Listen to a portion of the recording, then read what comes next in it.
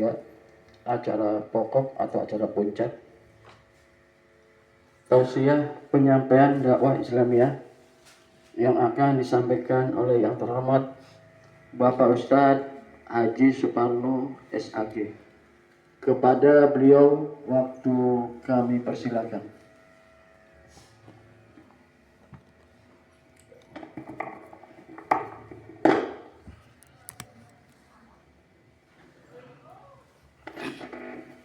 Nih nggak minyak.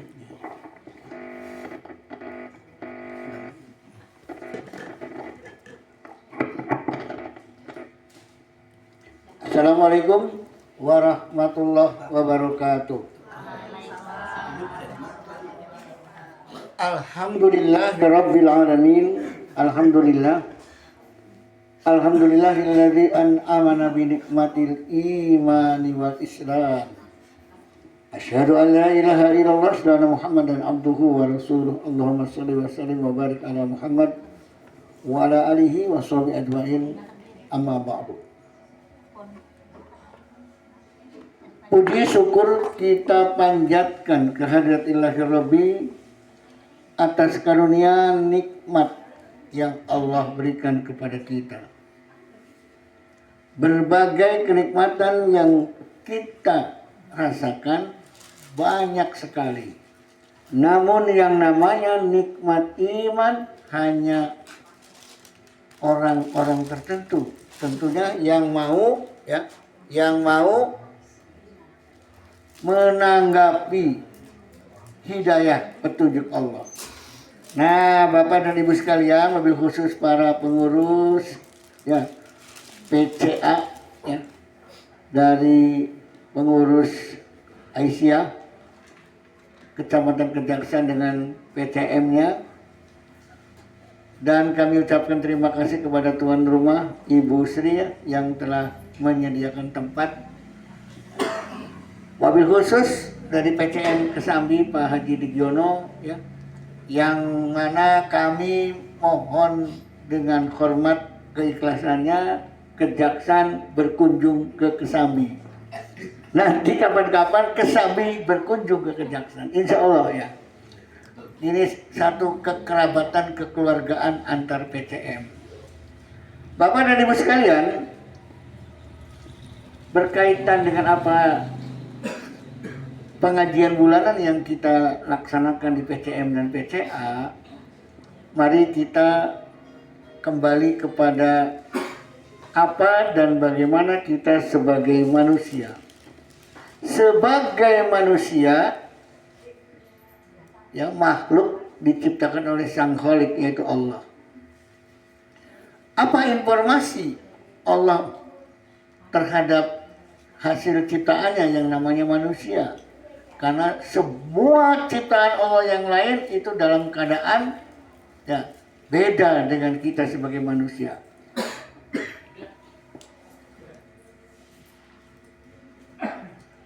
Allah menciptakan kita ini khalaqal insana fi ahsani taqwim. Kami ciptakan insan manusia itu dengan sebaik-baiknya. Nah, saking baiknya Allah, setelah tercipta manusia itu enggak seperti menciptakan binatang. Allah kasih petunjuknya agar manusia itu benar. Sebab kalau tidak diberi petunjuk, manusia hidup karep dewek, semrawut seperti binatang. Ya, satu sama lain saling makan dan dimakan. Tapi alhamdulillah nggak ada manusia yang makan manusia kecuali satu. Dulu sama tuh Bu? Sumanto. Ya. Jadi kalau ada orang yang makan manusia ya cuma satu-satunya di dunia kelihatannya ya, di Indonesia, Sumanto. Nah, oleh karena itu kita sebagai manusia Allah kasih petunjuk yaitu Al-Quran hudan linnas. Supaya apa? Supaya manusia benar. Nah kira-kira sudah dikasih Al-Quran itu manusia mau tidak? Ternyata manusia itu ada dua. Satu yang mukmin, satu yang kufur. Nah kita termasuk yang mana nih, Bu? Mau yang mukmin atau mau yang kufur milih ya? Nih Quran, ternyata yang mau mukmin, yang nolak Quran kufur. Karena Allah sudah ngasih gambaran, faman syaa falyu'min, faman syaa falyakfur. Mau beriman mangga, mau kufur silakan tuh. Allah sudah milih, sebab sudah dikasih akal pikiran, nurani, semua ya hardware sudah ada pada diri manusia itu. Silakan pakai untuk memilih petunjuk Allah atau menolak petunjuk Allah. Dikasih mata, dikasih telinga, ya, terus dikasih hati, ya, silakan pakai. Ternyata nggak mau pakai, mata sebagai kamera, ya, telinga sebagai mic merekam, ya, mata juga merekam kamera, hati sebagai memori, menyimpan apa? Menyimpan sesuatu yang baik dan buruk. Nah, apa softwarenya? Ya itu tadi Al-Quran. Nih, kasih Quran. Bagaimana mata, telinga mendengar, kemudian mulut sebagai speaker, terus hati gimana? Nah, disinilah posisi ya manusia itu cenderungnya kemana. Ketika manusia cenderung yang baik, maka baiklah dia manusia. Ketika manusia menolak Al-Quran, maka dia menjadi manusia yang kufur, yang perbuatannya semau sendiri. Sehingga orang yang seperti itu ya tuharul fasadu fil barri wal bahri.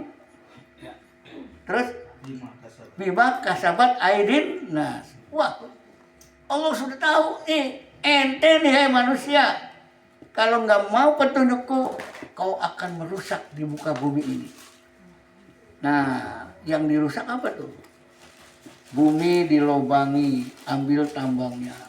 Hutan digunduli, laut dikuras isinya. Akhirnya, ya manusia semena-mena merusak.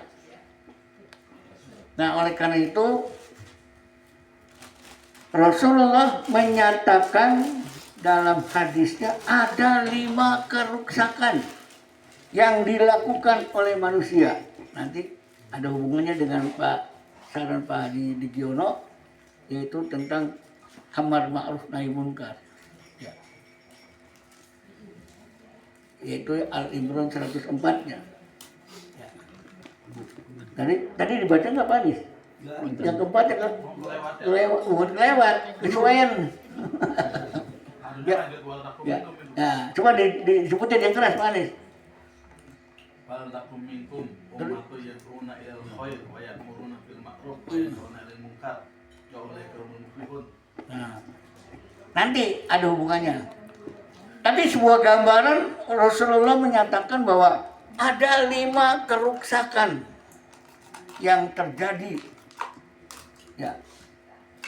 Yang pertama, antara kaya dan miskin ada bentangan yang sangat luar biasa, sehingga yang miskin itu tak pernah terpikirkan oleh si kaya. Yang kaya terus memperkaya dirinya, yang miskin terus tetap melarat. Nah, ini mungkin ada pihak-pihak tertentu yang senang memanfaatkan seperti itu.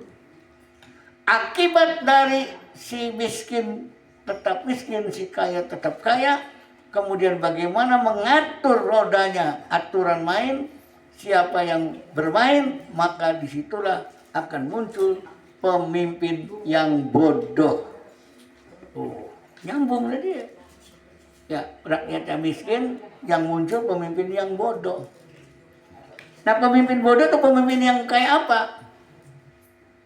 Pemimpin yang bodoh tuh pemimpin yang bodoh, maka ketika pemimpin itu bodoh, dia akan ya terus bagaimana caranya ya rakyat dibebani berbagai macam pajak, karena keputusan pemimpin yang bodoh kurang bijak, rakyatnya diinjak, dibebani pajak. Itu informasi Rasulullah seperti itu. Nah, ketika rakyat dibebani berbagai macam pajak, Ya, pemimpin yang bodoh itu dia terus bagaimana bodoh dengan kebodohannya, maka dia akan semena-mena. Ya, terjadilah ketidakadilan. Lagi-lagi rakyat yang jadi korban akibat ketidakadilan. Itu yang keempat ya, berarti ketidakadilan. Ya. Nah, ketidakadilan tadi pertama apa, Bu? Rakyat ya apa, miskin dan kaya, kedua pemimpin yang bodoh, pajak dibebani, yang keempat berarti ya ketidakadilan muncul. Dan saat ketidakadilan itu merajalela di mana-mana dirasakan oleh rakyat, maka tidak ada yang berani bicara, diam semua, serba ketakutan. Tidak berani menyampaikan amar ma'ruf nahi munkar. Nah itu tadi Al-Imran 104.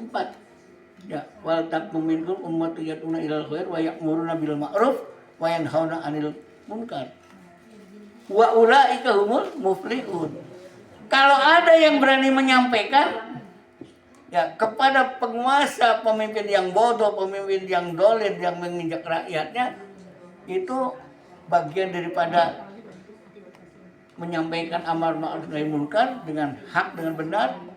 Itulah bagian daripada jihad sebetulnya, menyampaikan amar ma'ruf nahi munkar, tentunya dengan cara yang baik, dinasihati, dikritisi dan seterusnya. Kira-kira gimana? Wah, luar biasa Qur'annya, apa Rasulullah yang memberikan sebuah gambaran dan solusinya bagaimana menyampaikan itu. Oke. Gambaran keruksakan yang telah disampaikan oleh Rasulullah itu ditambah lagi, ini lebih tajam lagi. Ya, di suatu saat nanti umat manusia, bangsa manusia, nah ini jar apa nih? Bangsa manusia ketika para pemimpinnya seperti harimau, seperti singa. Nah, para menteri-menterinya seperti serigala. Para hakim penegak keadilannya seperti anjing. Rakyatnya seperti kambing. Embe. Kira-kira kambing kalau di lingkungan harimau, serigala dan anjing, kira-kira aman tidak? Tidak aman. Nyambung jadi 5 keruksakan ciri-cirinya di suatu umat manusia, suatu bangsa, dan perilaku manusia-manusia. Oke, kita kasih gambaran perilaku manusia yang seperti singa, harimau. Ya, dia ganas, berkuku tajam, taring. Tapi ketika harimau itu, macan itu gak berdaya, harimaunya gimana? Harimaunya itu adalah bagaikan macan ompong, gak bisa apa-apa. Nggak bisa berdaya, nggak bisa gigit kambing. Ya. Serigalanya, wah kelakuannya kayak apa? Serigala berbulu domba. Itu bahasa Indonesia ya, hebatnya. Anjingnya seperti penjilat, anjingnya tukang jilat. Ya. Jilatin apa tuh nggak tahu, tulang atau daging atau proyek. Ya. Nah. Kelakuan manusia yang lain seperti binatang itu memang dikatakan ya oleh Allah itu bahwa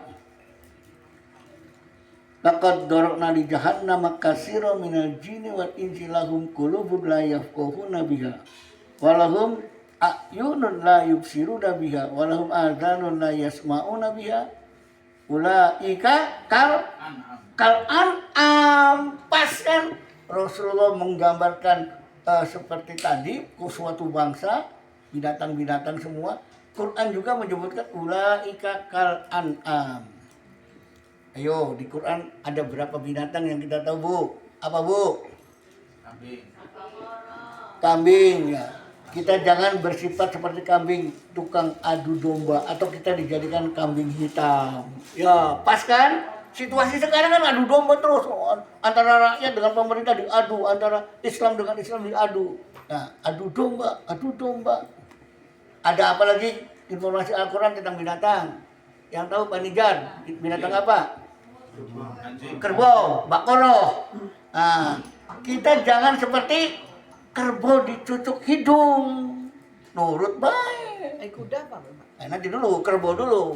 Sebab Bu ada kerbau. Kumpul. Kebo. Boleh nggak kumpul kerbau Pak Nijar? Nggak boleh. Nah, itu. Nah, kuda. Ada kuda apa kira-kira? Kuda nil. Kuda lumping, kuda renggong. Ada apa lagi? Ya, kuda terbang, kuda-kudaan. Jangan sampai kuda-kudaan, nggak boleh ya. Ya. Informasi apa lagi dalam Al-Quran binatangnya? Pak Topik? Semut. Ya, jangan sampai semut.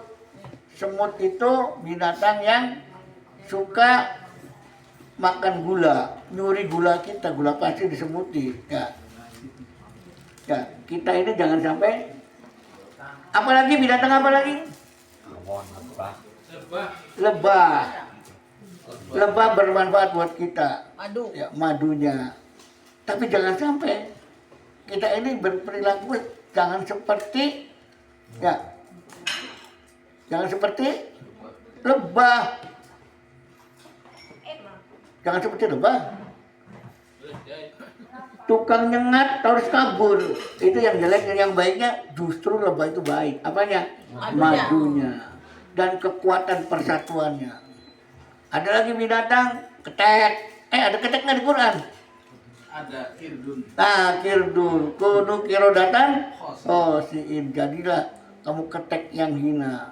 Jangan jadi ketek belek. Waduh, itu kelakuan binatang ketek belek Kak.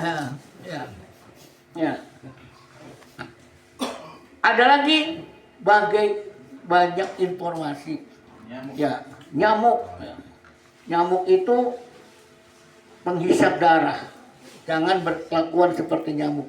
Rentenir, lintah, darah tuh sebutan binatang-binatang naudzubillah ya banyak halnya. Apalagi buaya darat, waduh.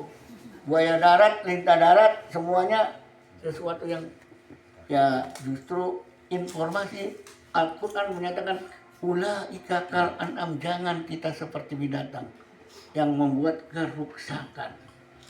Nah, sekarang ada adu bagong ya.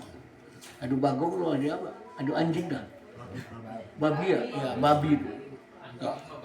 Ada jeruk makan jeruk. Ya. Pak polisi ditangkap jaksa. Jaksa ditangkap polisi, kan lucu informasinya di media sosial seperti itu. Pak polisi dengan Pak jaksa sama-sama penegak hukum, menegakkan keadilan. Tapi terjadilah informasinya yang kurang menyenangkan. Tapi kita jangan menyalahkan lembaga kepolisian atau lembaga kejaksaan. Itu tujuannya bagus, polisi tujuannya melindungi rakyat, mengamankan, ya. Kejaksaan juga menegakkan keadilan. Tapi oknum-oknumnya, orang-orangnya polisi yang berbuat munkar, polisi yang melakukan pelanggaran hukum dan jaksa pelanggaran hukum yaitu oknum. Tapi mereka berlindung di lembaga itu. Ya, dengan kekuatan lembaganya dia bagaimana melaksanakan keruksakan kemungkaran. Itu yang harus dikritisi ya. Jangan menjelekkan lembaga kepolisiannya atau lembaga kejaksaan, jangan. Ya. Lembaga perwakilan rakyat. Gimana kira-kira mereka gambarannya? Nah, disinilah ya nah sekarang bagaimana cara memberikan solusi terbaik untuk memperbaiki bangsa ini yang sudah rusak. Kembali kepada bagaimana membina, mendidik umat. Tentunya yang mendidik umat itu adalah para pemimpin, para ulama. Kolaborasi antara umaro dan ulama. Wabil khusus orang tua. Nah, sekarang kan musim pendidikan nih. Mau daftar sekolah nih, orang tua jangan sampai salah menyekolahkan. Kembali. Kenapa kembali? Semua itu rusak gara-gara cara atau lembaga pendidikan yang tidak bisa mencetak alumninya, lulusannya menjadi orang yang baik-baik. Padahal kurikulumnya baik dari dulu, kurikulum 75 tuh ya, sampai kurikulum ya 94 sampai KTSP 13 dan kemudian sampai sekarang merdeka. Intinya pendidikan nasional itu adalah mendidiknya anak yang beriman dan bertakwa, cerdas, terampil, berakhlak mulia, berkepribadian Pancasila. Kira-kira gimana dari dulu? Salahnya di mana? Salahnya orang tua di rumah plus lembaga pendidikannya. Banyak di sekolah, di pesantren dan mana ada yang dibully, ada saling menyakiti, kemudian dan seterusnya. Nah di sini kalau mau kita lihat ya, contohnya misalkan apakah di sekolah anak dididik sikap. Nah kata Pak Menteri Mukti Ali, siapa Mukti Ali ya? Ali Mukti. Itu kan ada deep learning, panitia yang apa? Pembelajaran yang mendalam. Ya, bukan sekedar pengetahuan, tapi bagaimana pengetahuan itu menjadi sebuah sikap perilaku anak setelah tahu. Nah itu kira-kira sampai mendalam ke sana nggak guru-guru dalam mengajarkannya? Ya, yang ngajar matematik siapa? Bu Sipa. Ngajar apa Bu? Matematik. Iya. Bagaimana pelajaran matematik supaya mendalam? Anak kelas 1, kelas 2 diajari tambah-tambahan, ambil-ambilan, kali-kalian. Ngajarinya gimana kira-kira Bu? Bu? Kali-kalian, ambil-ambilan, tambah-tambahan. Hah? Pakai media. Terus deep learningnya di mana? Belum ketemu. Manajer, deep learning dari tambah-tambahan, ambil-ambilan. Pakai kasus. Contohnya? Belanja. Timbangan bisa. Jualan. Ya. Kalau anak kan bukan menjual Pak. Ya, bisa jadi role play ya Pak. Kan yang kejujuran ya Pak Ji maksudnya. Ya, iya, maksudnya itu deep learning-nya tuh sampai mendalam itu dipraktekkan. Misalkan ambil-ambilan nih, diberi uang saku 10.000, buat jajan 2.000, buat ini 2.000, ya, buat ini 2.000, sisanya berapa tuh? 2.000 3 kali, sisa berapa? 4.000, 10.000 diambil 2.000, jadi sisa 4.000. Itu nyata. Deep learning-nya di mana? Mengelola keuangan, aja boros. Ya. Nah, sisanya ditabungin. Sikap gemar menabung. Oke. Ketika yang 4.000-nya dimasukkan ke kotak masjid, dikasihkan ke orang yang minta-minta butuh makan di jalan kelaparan, uangnya masih ada nggak? Masih ada. 4.000-nya dikasihkan, tinggal ditabungin. Gimana? Uangnya masih ada Pak Haji, Pak Haji dong. Uangnya sih ada. Uangnya ada, udah habis dikasihkan nih. Iya, di tempat lain ada. Oh, di tempat lain. Kalau cari apa? Ya. Nambah. Nah, di sini anak-anak ditanamkan, nah, uang kamu nggak habis, uang kamu bahkan nambah. Uang kamu bisa jadi 40.000. Ah, kamu itu Pak Guru. Iya, disimpan di akhirat 10 kali lipat amalmu. Jadi uangnya masih nggak hilang. Tuh. Tapi kalau anak itu ya ngelihat bapaknya lagi adus mandi, digantungin celananya, bajunya di kastop, ya rogo-rogo ngambil duit bapaknya. Nah, boleh kan tuh? Diambil beli warna-warna. Ya di dompet dilihat, ada 5.000, 20.000, 10.000, ambil yang 10.000 aja, nggak bilang sama ayahnya, ngambil. Boleh nggak tuh sikap kayak gitu? Nah itu sikap yang tercela, nggak boleh. Anak sih nggak boleh Pak. Ya. Istri boleh. Istri itu mengamankan, jangan sampai bolos bapaknya. Ya. Oke, yang lainnya kita contoh deep learning itu ya.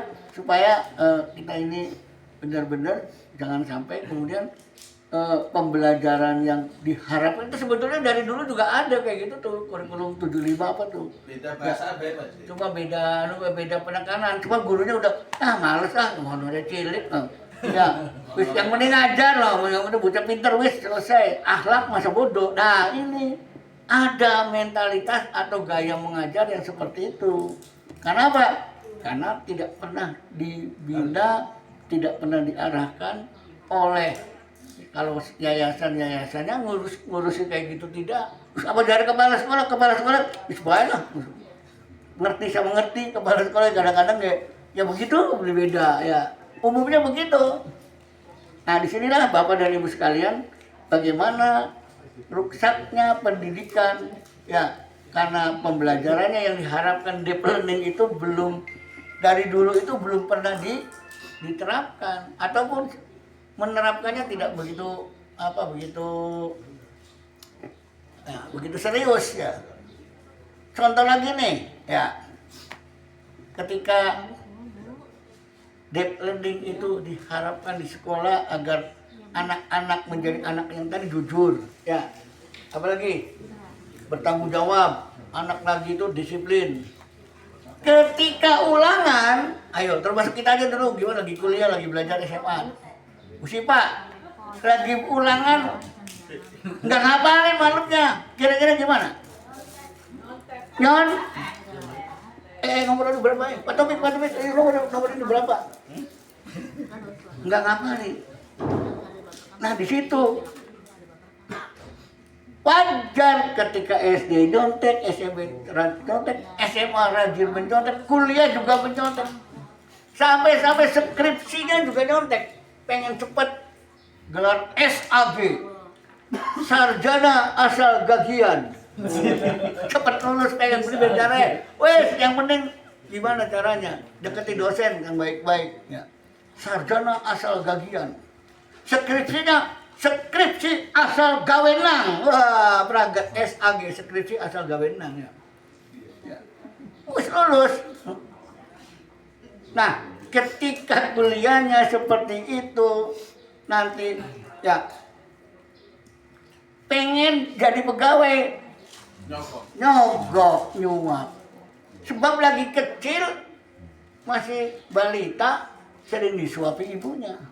Saking sayangnya nggak suruh anak makan sendiri, suapin, Bu Fida nih nyuapin. Udah gede mau kerja juga ibunya atau orang tuanya datang ke orang yang kira-kira bisa membantu, tolonglah masukin anak saya ini bisa kerja di situ. Nah, karena tujuan menyekolahkan anak adalah kira-kira dapat kerja, dapat duit, dapat jabatan gede, duitnya akeh. Nah, enak mau dapat jabatan kepala dinas, gimana caranya?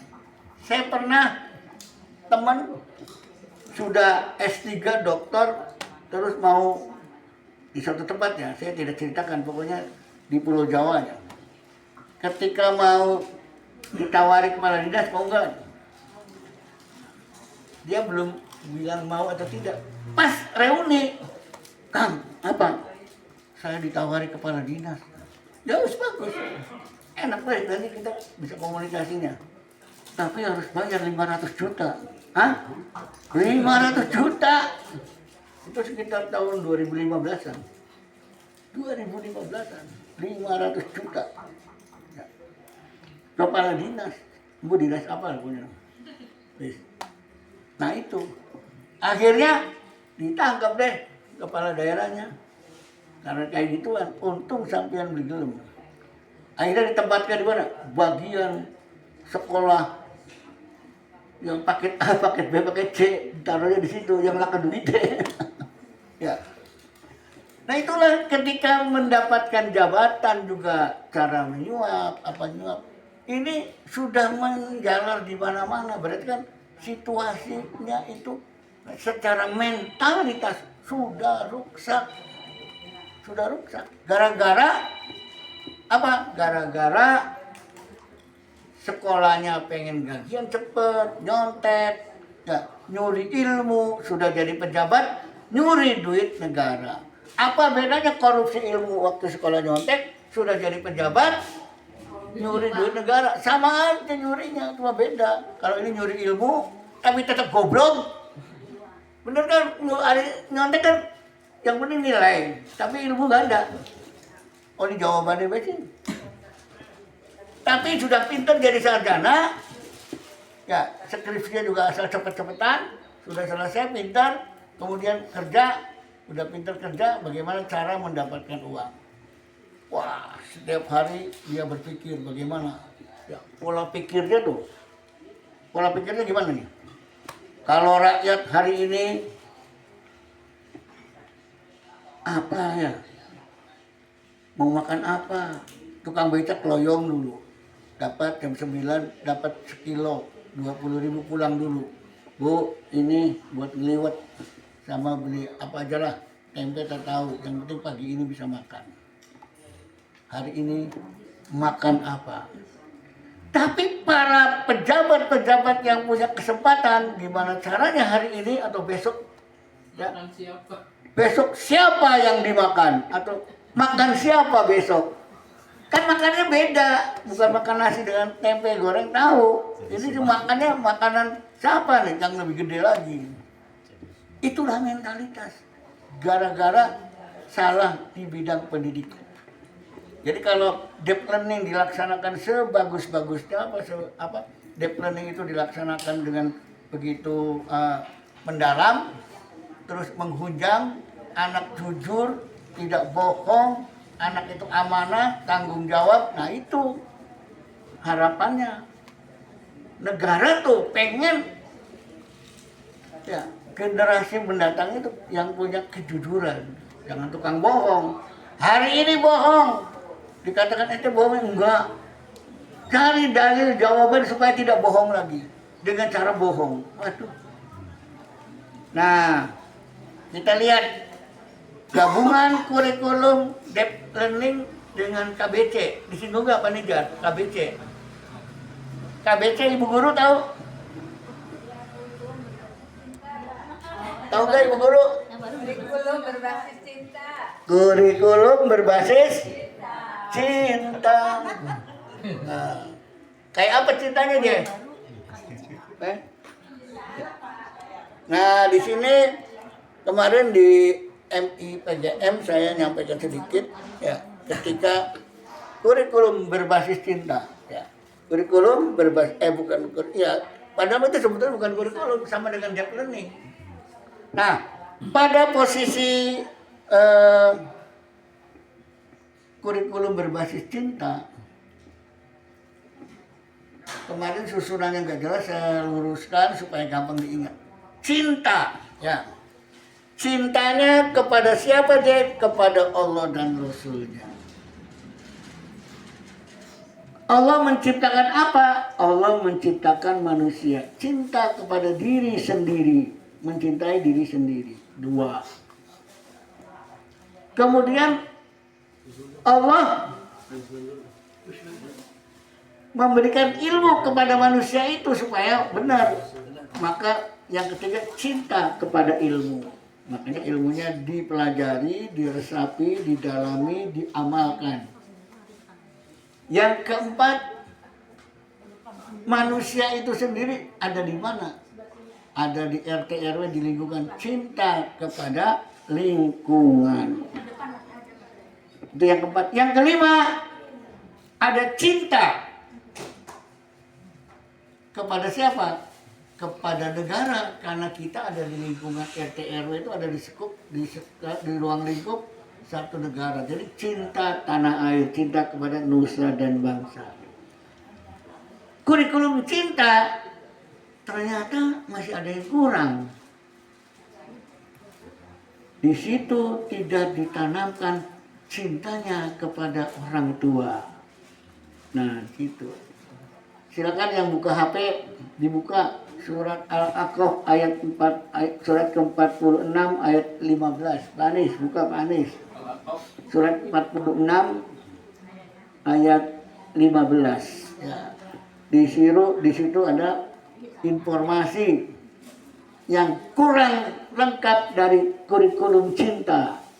Cinta kepada orang tua tidak ditanamkan di situ, hanya cinta pada diri sendiri. Al-Ahqaf 15. Ya, baca yang keras Pak Anies. Udah belum? Temu belum? Oh, baca yang keras. Wawasainal insana biwalidayhi ihsana hamalathu ummuhu kurha wa wada'athu kurha wa hamluhu wa fisaluhu 30 syahra hatta idza balagha ashuddahu wa balagha 40 sanah qala rabbi awzi'ni an ashkura ni'mataka allati an'amta 'alayya wa 'ala walidayya wa an a'mala shalihan tardahu wa aslih li fi dhurriyyati inni tubtu ilaika wa inni minal muslimin. Ya, artinya Pak, ujungnya aja. Kami wasiatkan kepada manusia agar berbuat baik kepada kedua orang tuanya. Ibunya telah mengandungnya dengan susah payah dan melahirkannya dengan susah payah pula. Mengandung sampai menyapihnya itu selama 30 bulan.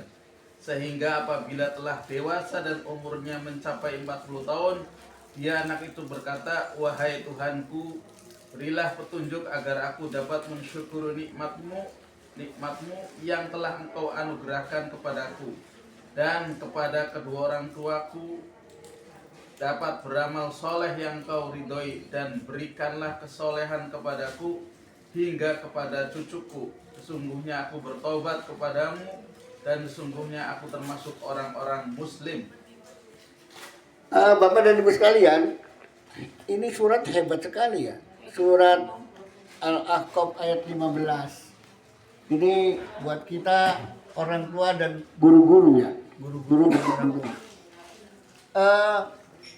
Wa wasainal insana biwalidayhi ihsana hamalathu ummuhu kurhan wa wada'athu kurhan wa hamluhu wa fisaluhu 30 syahra hatta idza balagha ashuddahu wa balagha 40 sanah qala rabbi awji'ni an ashkura nikmataka allati an'amta alayya wa ala walidayya wa an a'mala shalihan tarda wa aslih li fi dhurriyyati inni tubtu ilaika wa inni minal muslimin. Wah, luar biasa. Kami perintahkan kepada anak-anak agar berbakti, berbuat baik kepada orang tuanya. Tuh, Pak Haji. Ya. Pernah enggak kita ngomongin bocah, tuh nok, ya. Ning cucu sama ayah, sama ibu, sama mama tuh harus hormat, harus baik. Itu perintah Al-Quran. Sebab apa? Ibunya yang mengandungnya dengan susah payah, yang melahirkannya dengan susah payah, menyusuinya sampai 30 bulan hingga sampai balik pertama. Nah, di sini Bu, itu anak sudah balik, kira-kira gimana? Rada apa? Rada susah untuk diajak bicara, rada susah dinasihati. Ekstra hati-hati.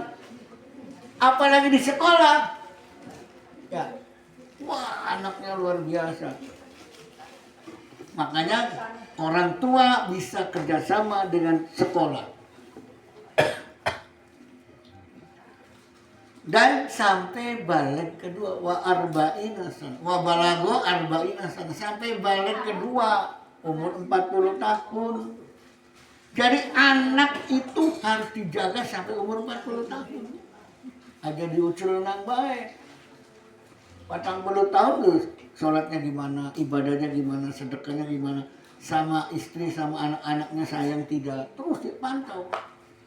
Ternyata setelah umur 40 tahun kita melihat anak kita sedang sholat mengadakan tangan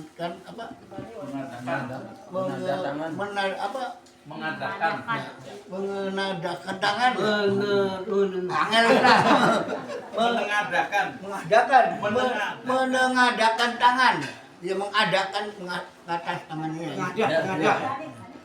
bermunajat kepada Allah, Rabbi auji'ni an ashkura nikmataka allati an'amta alayya wa ala walidayya. Wah, luar biasa. Ya Rabb, ya, berterima kasih kepadamu, kami bersyukur kau telah berikan nikmat kepadaku. Ya. Dan kau berikan kepada ayah bundaku mendidikku seperti ini. Tuh. Suatu kesadarannya bahwa kau telah memberikan hidayah, memberikan apa kepadaku, dan orang tuaku mendidikku sama seperti ini jadinya. Ya. Kemudian wa'an amalan solehan tardo, orang tua mengajari amal-amal soleh yang benar aku lakukan ya Allah. Wa aslih li fi dzurriyyati, demikian juga ya Allah, nanti anak cucuku aku akan ajari seperti ayah dan bunda kau ngajari aku seperti ini. Tuh, ketak tulang mendidik generasi. Kira-kira kalau sekolah setelah lulus, adik-adik kelasnya kira-kira sukses seperti kakak kelasnya gimana? Akhlaknya baik, perilakunya baik, sehingga output dari sekolah itu menghasilkan lulusan yang soleh dan solehah. Wa amalan solehan tadu wasli fi dzurriyyati inni tubtu ilaika wa inni minal muslimin. Ya Allah, aku banyak dosa, aku minta ampun ya Allah, aku siap menjadi orang-orang yang taat dan patuh melaksanakan nilai-nilai Islam. Itu seperti ayat yang tadi dibaca, wala tamutunna illa wa antum muslimun. Aku akan tetap sampai mati berpegang kepada ajaran Islam, tidak berbuat maksiat. Ya, mati dalam keislaman. Nah, ada orang mati dalam kezaliman, lagi mabok minum mati, lagi numpak motor kebut-kebutan ngejar cewek di depan, nabrak nyungsep masuk solokan mati. Ayo lagi apa lagi? Lagi main gaplean mati, lagi dugem joget-joget diskotik ya, sampai pulang jam malam jam 1 ya, listrik mati, bukan mati, kesetrum mati di kafe. Nah. Wala tamutunna illa wa antum muslimun. Jadi ini satu terobosan yang baru. Nah, di sekolah harusnya bagaimana memberikan pelajaran kurikulum dan KBC, kurikulum cinta. Tanamkan anak-anak kepada orang tuanya supaya sayang dan berbuat baik. Ini kira-kira ada nggak? Nah, besok Bapak Ibu wali kelas minta laporan. Apa yang telah kamu perbuat ya hari itu? Misalkan hari Sabtu Minggu libur kan, minta laporan. Kamu pernah berbuat baik sama orang tuamu apa aja? Catat di buku catatan kegiatan. Iya, saya bantu ibu apa bikin apa mesek bawang ya, terus ya nyapu terus. Itu kebiasaan yang terus dilakukan, dibiasakan, lama-lama jadi terbiasa, lama-lama jadi membudaya. Kalau melihat yang kotor-kotor tuh risih, nggak disuruh, langsung dibersihkan. Ada sampah, ambil sampahnya di tempat sampahkan. Terbiasa seperti itu. Ini ada sebuah kebiasaan, maaf ya, yang luar biasa, yang akhirnya dijadikan sebuah sasaran bagaimana mendapatkan pekerjaan. Orang Indonesia di Barat, di sana di Eropa pintar hebat, wah, apanya IT-nya apa dan sebagainya. Ketika dia naik kereta cepat masuk tertetet, kalis ya, nggak pakai nggak pakai bayar, padahal bayar pakai elektronik tapi dibikin bisa. Terus juga masuk ke restoran makan gratis, pakainya ya.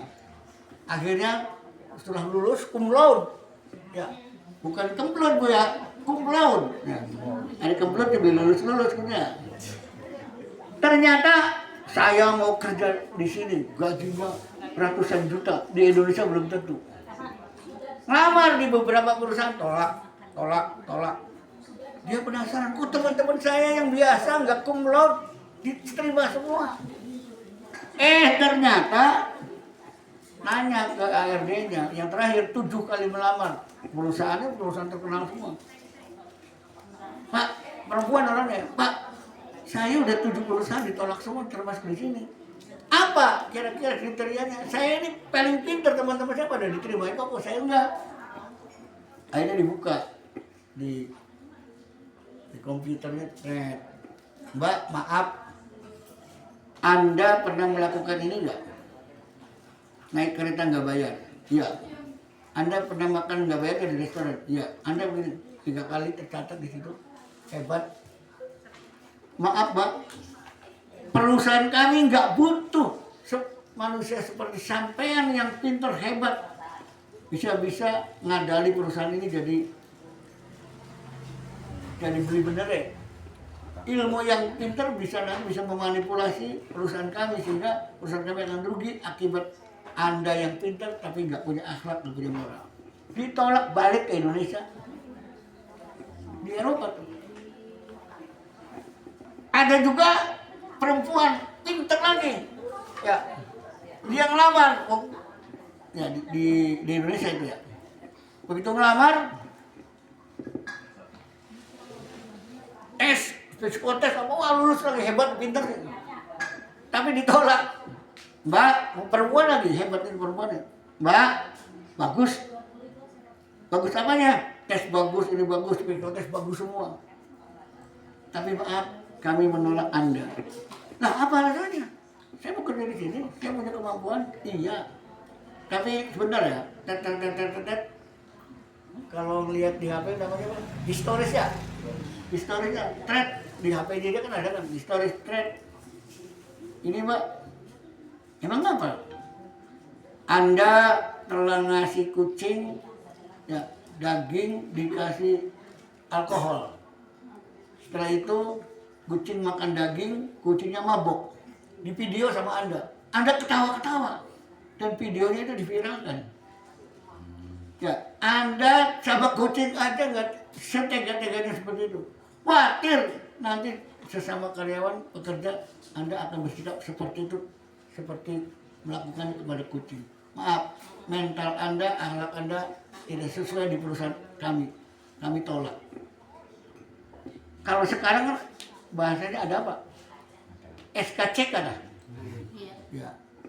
Dibuat sama Pak Polisi baik kabeh. Ya. Baik kabeh, pengen kerja sih baik ya. Termasuk jadi anggota dewan pernah korup masuk jadi anggota dewan bisa. Kan aneh. Ada ya, pernah ada terjadi ya. Ada orang yang pernah korup, pernah hukumannya di bawah 2 tahun, apa di bawah 4 tahun, 2 tahun. Ya, terus udah melaksanakan ditahan dan seterusnya. Karena masih ada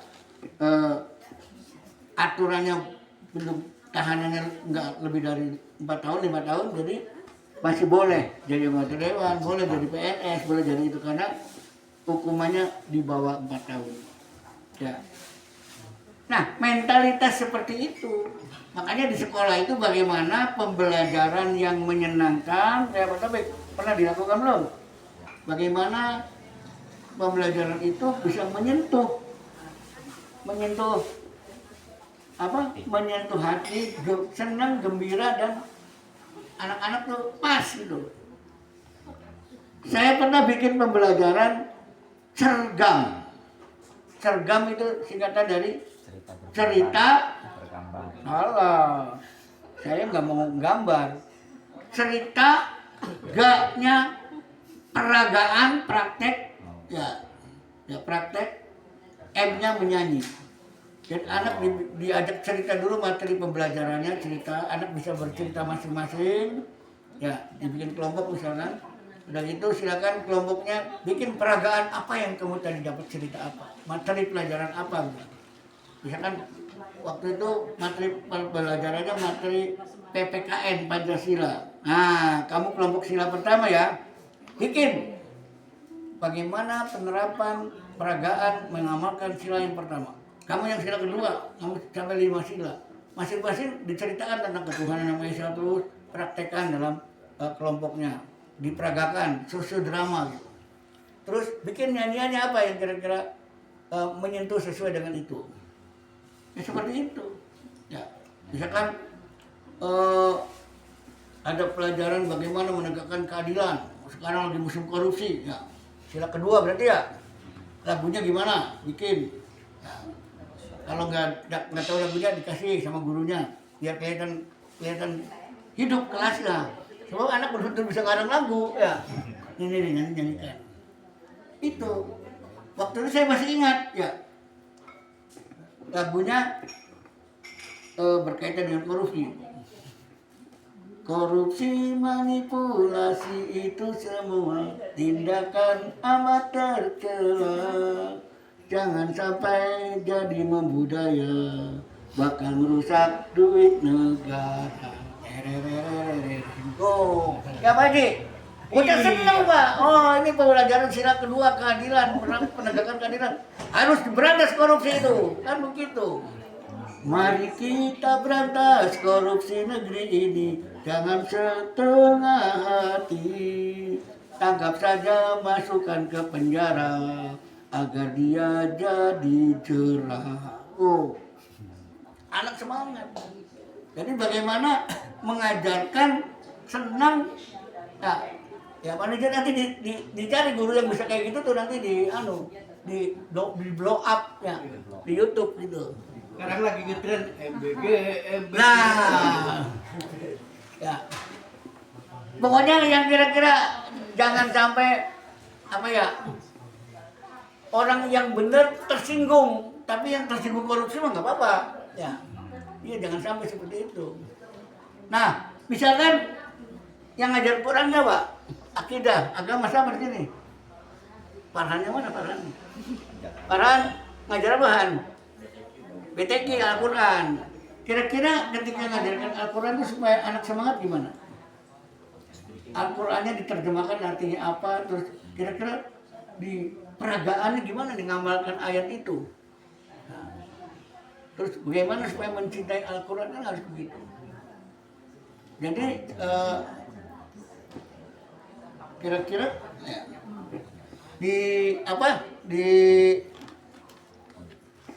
dibikin anak yang menyenangkan tuh apa kira-kira tuh? Ya, yaitu berkaitan dengan misalkan akidah, ya, berkaitan dengan akidah, berkaitan dengan kemampuan keimanan. Ya Bu, lagu Cerbonan tuh Bu, sumpah suci ana jero ati tekad isunat Tuhan siji dudingin waktu zaman ajali Allah itu berdiri sendiri. Ya pelajaran apa nih? Akidah kan ya, keesaan. Ketika Pak Mas Farhan ngajarkan Qul huwallahu ahad Allahu somad. Nah ini pas ya. Kalau bagaimana anak supaya cinta kepada Al-Quran? Nah, uang mupin KBU setuju. Ajaran Islam kang paling jitu. Sunnah Rasul perlu kita tiru. Quran itu alat pemersatu. Nah, kan gitu kan? Cinta kepada Allah dan Rasulnya tuh ya, sunnah Rasul harus dilaksanakan. Wah, pokoknya kalau guru bisa bagaimana menghidupkan suasana di kelas, anak senang, guru juga senang, semua senang. Suasana batin tuh, suasana pikiran tuh fresh, enak. Jangan sampai disuruh ngapalin, beli apa-apa, beli dipraktekkan pengetahuannya sama anaknya. Sudah hafal, paham, nah amalkan, praktekkan. Itu seperti itu. Ya, jangan sampai anak itu beli karuan, beli campleng. Iya. Kelingan waktu sejarah Rasul. Umat Islam kabeh iku akur, dalam kenyataan zaman kian ada ribut urusan kang dicampleng. Tuh, inilah suasananya dicampleng ya, antar lembaga, antar institusi saling mencari kesalahannya dan sebagainya, jadi rusak keluar. Maka kembali untuk memperbaiki bangsa, umat manusia, kembali bagaimana menanamkan pendidikan ya, deep learning, KBT sekuat tenaga gurunya agar nanti lulusannya betul-betul benar. Jangan dibiarkan anak nyontek ya. Nanti kalau udah gede ya itu. Bu Sipa lagi kuliah nyontek nggak? Benar. Ya, saya punya anak satu. Ketika kelas 1 itu nggak bisa baca sama sekali 3 bulan. Nah, setelah itu dia pengen bisa baca tapi nangis. Diajari, ya akhirnya bisa. Terus belajar yang lainnya, matematika, IPA, nggak bisa, nangis lagi. Diajarin bisa. Setelah itu, belajar sendiri jangan nangis. Ya, nanti kalau nggak bisa, baru nangis ke sini. Akhirnya belajar sendiri, terus bisa nggak pernah nangis lagi dan nggak pernah nanya. Belajar sendiri jalan. Dan ketika ulangan jangan nyontek. Jadi kebiasaan nyontek itu akhirnya malas menghafal. Ya, oke, Bapak dan Ibu sekalian, itulah sebuah gambaran bagaimana memperbaiki suatu bangsa, suatu masyarakat. Maka ajaklah anak-anak kita untuk belajar ilmu, wabil khusus ayah bundanya mengawasi tentang pendidikan. Karena tugas yang mencetak generasi yang akan datang itu adalah tugasnya para orang tua. Untuk penutup satu ayat. Pak Anies siap. Ibu-ibu ada yang mau baca penutup terakhir ayat Anisa ayat 9. Siapa yang mau baca ibu-ibu? Anisa ayat 9. Udah ketemu? Ayo. Kuintan udah dibuka belum HP-nya? Loh, berarti ada ngomong didorong ya? HP-nya dibuka. Surat An-Nisa ayat 9. Penutup untuk pertemuan siang hari ini. Ada? Ya, ayat 9. Yang udah ketemu? Belum. Ya, yang kelas, Bu.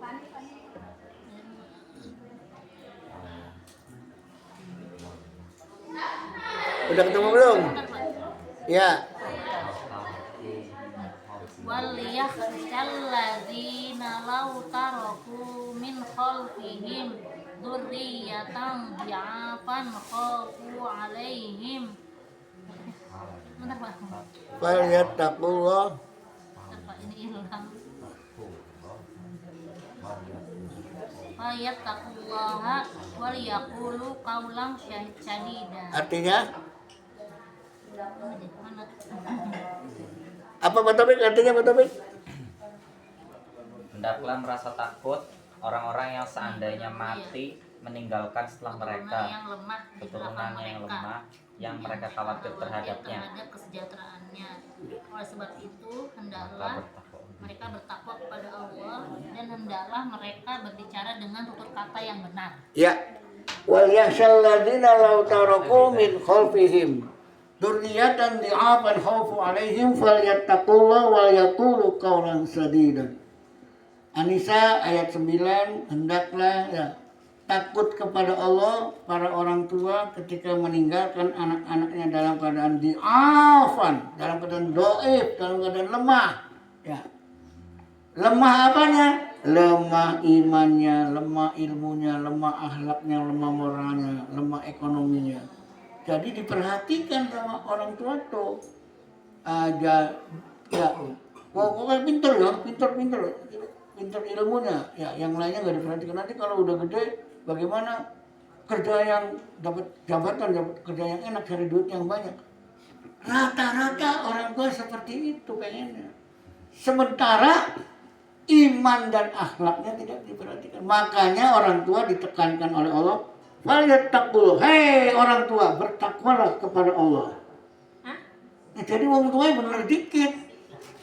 Wong tua geluru duitnya sikat kanan sikat kiri, yang penting ya bagaimana caranya menghalalkan segala cara. Bisnis, yang penting bisnis. Apa itu bisnis, Bu? Bu, apa itu bisnis?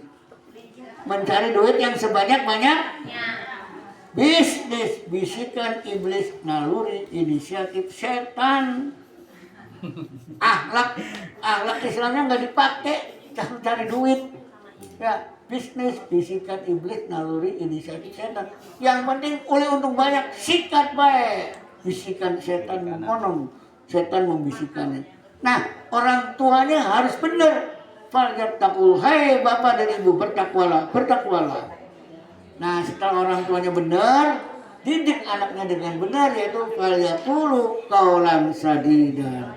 Didiklah anak dengan ya ajaran-ajaran yang baik, perkataan-perkataan yang baik. Bu, halo. Nah, ini kan tadi saya bilang ayat yang terakhir. Jadi sama anak tuh ngomongnya aja ceplok endok baik. Tuh mana? Koplok dulu di balik. Sore belum balik-balik. Terus terus pen maghrib bersolat asar ya. Terus teka di koplok-koplok. Ya. Gak boleh seperti itu. Orang tua kepada anaknya koplok dulu. Ya. Tapi ada orang tua yang maaf ya. Bahasa binatangnya keluar. Ya. Jadi orang tuanya sendiri udah gak benar ya, wajar kalau anaknya jadi seperti itu. Nah, oleh karena itu mari kita jaga. Ini Al-Quran An-Nisa 4 ayat 9 dengan Al-Aqab ayat 15. Tolong ya dijadikan sebagai bagaimana kita mencetak generasi emas, generasi yang benar, bukan generasi cemas. Generasi yang insya Allah anak keturunan kita bisa memimpin, mengatur negeri ini menjadi negeri yang lebih baik. Demikian kurang lebihnya Bapak dan Ibu sekalian. Bila ada hal yang kurang berkenan, saya minta maaf. Ya, minta maaf. Ya. Makan ikan. Ya. Ikannya ikan teri. Makan ikan yang dimakan ikan teri. Ya. Sekian dan terima kasih. Ya, begitu deh. Ya. Sekali lagi terima kasih atas kesediaan kita taklim bersama. Jadi kalau ada hal-hal yang kurang berkenan mohon maaf. Mari kita tutup dengan kifaratul majelis dan nanti kalau ada yang nanya boleh. Ya. Masih bareng-bareng kita baca yuk sama-sama.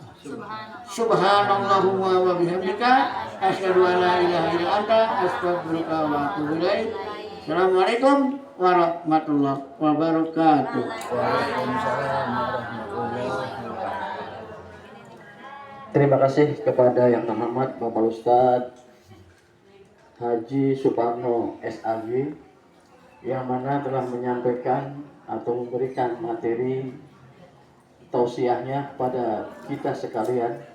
Semoga apa-apa pelajaran-pelajaran yang tadi disampaikan bermanfaat bagi kita sekalian dan mudah-mudahan kita dapat mengamalkan atau menerapkan dalam kehidupan kita sehari-hari.